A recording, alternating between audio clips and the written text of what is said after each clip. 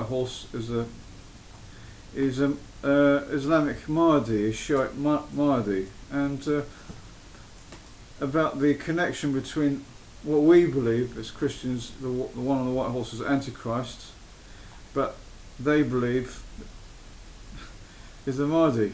That one such example is the antichrist will attack Israel, and I will read from the Bible. This is it, and there, Daniel chapter 9:24. This is to come of the Antichrist. There are 70 weeks that have been determined upon your people and upon your holy city, in order to terminate the transgression and to finish off sin, and to make atonement for error, and to bring in righteousness for times indefinite, and to imprint a seal upon vision and prophet, and to anoint the Holy of Holies.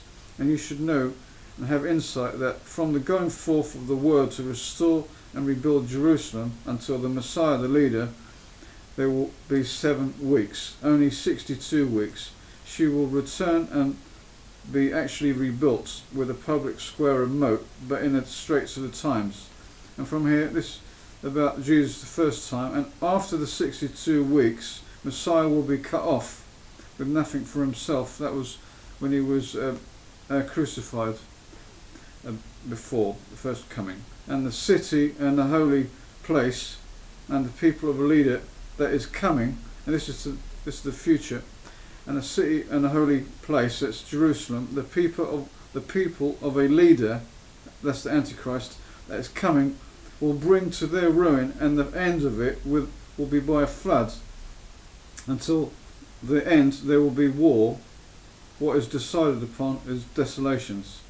And it goes on to say in verse Daniel 9:27, and he must keep the covenant in force for the many for 1 week. That is, he will make a peace covenant. But it says here, and at the half of the week he will cause sacrifice and gift offering to cease. He will break it midway. And upon the wing of the disgusting things there will be the one causing desolation. And until an extermination, the very thing deciding upon will go pouring out also upon the one lying desolate. True, this happened before, but in the Roman times, with but what do you call it, in the time of Antiochus Epiphanes, or Antiochus the fourth. But this is also, I believe, a twofold thing. And according to what do you call it? According to Islamic tradition, Angel Gabriel spoke to Muhammad, and he wrote it down in a book, Islamic book called the Hadith, Hadith, whatever. Hadith, Hadith. Now, according to what it says in the Hadith, Prophet Muhammad wrote it down, what Gabriel said, and he said in it, armies carrying black flags, which will come from the area of Khorasan, Khurasan, which is eastern Iran and also western Afghanistan today. This is will be carrying black banners and flags, and no one will be able to stop them, and they will be joined by the Mahdi, and they will reach Jerusalem and conquer it, and it says, and establish his reign from the Temple Mounts and erect their black flags there. That's according to Hadith. And according to Hadith, it says these Muhammad in the Hadith, it says when you see these black flags coming from the area of Iran or Afghanistan, it says it will precede or come before the appearance of Mahdi. But as you can see, there's ISIS carrying black flags today, but I don't believe they're the actual ones that are being prophesied in this hadith, because as everyone knows, the ISIS was a creation of the West, or the CIA, as well as Al-Qaeda. But this is, as you can see, is a link between the Antichrist, who destroys Jerusalem and desecrates the temple, and so does the Mahdi. So the link there. Also, the black flags represent violent conquest. Other similarities are, and it goes on to say, Revelation 13 verse 5, and a mouth is here. Who's like the wild beast, this Antichrist, who could do battle with it? And a mouth speaking great things, and blasphemies was given it, and authority to act 42 months was given it, and it opens its mouth to blaspheme, and it opened its mouth in blasphemies against God, to blaspheme his name and his residence, even those residing in heaven. And there was granted to it to wage war with the holy ones and to conquer them, and authority was given to it over every tribe and every people and every tongue and nation, and all those who dwell on earth will worship it. And the name of not one of them stands written in the scroll of life of the Lamb who was slaughtered from the founding of the world. So it says here, and all those who dwell on earth will end up worshipping it. Yeah, he will force everyone to worship it. And what do you call it? Islamic law that he will establish after establishing a caliphate in Jerusalem, ruling the world, and also Sharia law. One world government and one world religion in Revelation will tie in very well, as I said, with Islam, and Sharia law, religion and politics mixed up. For instance, Satan is so very clever. He twists everything. He makes things that are bad good, and a good bad, and he's very crafty. It makes Islam look good to the eyes of Muslim people, and the West look like bad and pagan. For instance, Satan's very clever. He's made, like I said, he's made religion of the West, and also for instance, the religion of the West and the morality of the West is quite bad. It says here, for instance, we worship idols. The West commits adultery. They accept abortion. They accept homosexuality.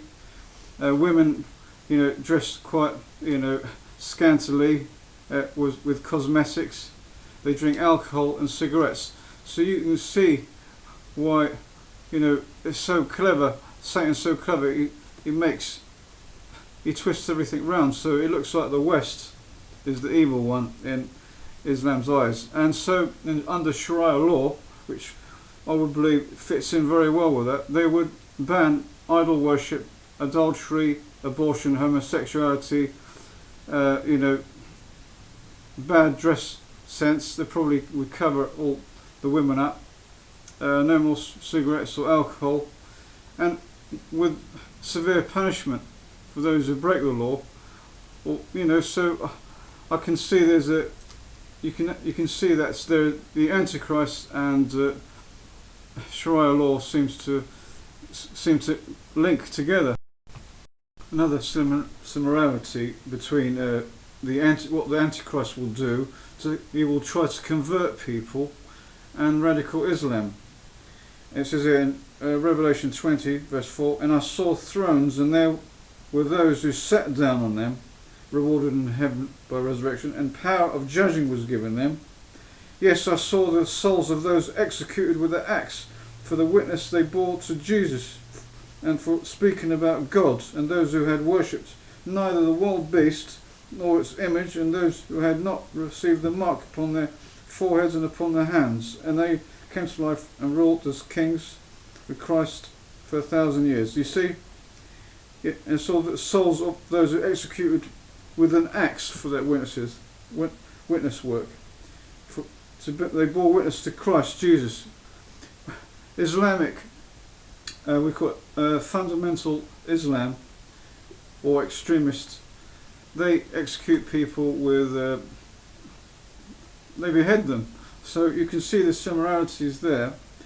And that's another similarity. And according to Steve Quayle, he's found out that some Islamic teachings teach about they're allowed to eat their enemies. Can you believe that? That's really evil, cannibalism. So you can see that Islam is, I believe, it's you're worshipping the devil, really, in other words. Another similarity, as I said here, it says who had worshipped neither the wild beast nor its image, and those who had not received the mark upon their foreheads and upon their hands. And I believe radical Islam, ISIS for instance, wearing the armbands on the right arm and the headband, is this. Let me give you an example. This, I believe, is the mark of the beast. Just like the armband, radical Islam, they got headbands, just like it says on the mark on their foreheads. This shows allegiance to Allah, because the name Allah, the beast, is written on their forehead in Islamic writing. I believe that eventually all those swearing allegiance or being caught and converted to Islam will receive a mark, either stamped on their hands and their forehead, or rather than a headband or headscarf.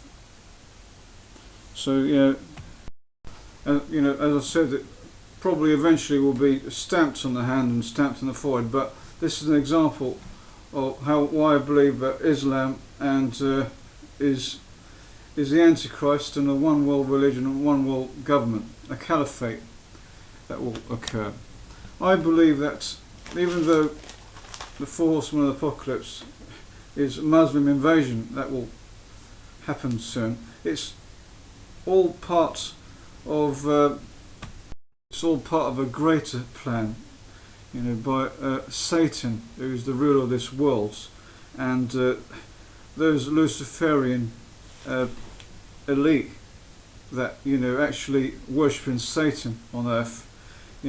Their plan is to use, I believe, the Muslim nation as a tool to bring about this one world government, one world religion headed by the Antichrist. It's all part of the plan to bring down, as it were, Christ and all, and the belief of Christ and everything that he stands up for. So yes, I believe that they're just a tool going to be used soon. That's why the evil elite, Luciferian elite and radical Muslims or Shiite, are creating a volatile situation in Syria and the Middle East, where they want to create a apocalyptic war, a war between the East and West, and out of this devastation, this Mahdi will come. So what can we do? We call it. This is going to occur soon. So what we should do is, if you haven't come to know God, now is the time. And as Amos 5:15 says, hate what is bad and love what is good, because it's important to be good in your heart and your mind, and prove that you're worthy to survive when God's judgment comes, and repent through Jesus' name for salvation. And in John 14:6 says, Jesus said to him, I am the way and the truth and the life. No one comes through the Father except through me. Yes, you have to accept Christ as the only way of salvation to survive what's going to come. Because in That's the very reason why he is called the antichrist, the one on the ride on the white horse, because as 1 John 2:22 says, who is the liar but he who denies that Christ Jesus is the Christ? He is the antichrist who denies the Father and the Son. As you can see, it says there, who is the liar but he who denies that Jesus is the Christ? He is the antichrist. That's in 1 John 2:22. So if you like my video, and thank you very much for watching. Bye.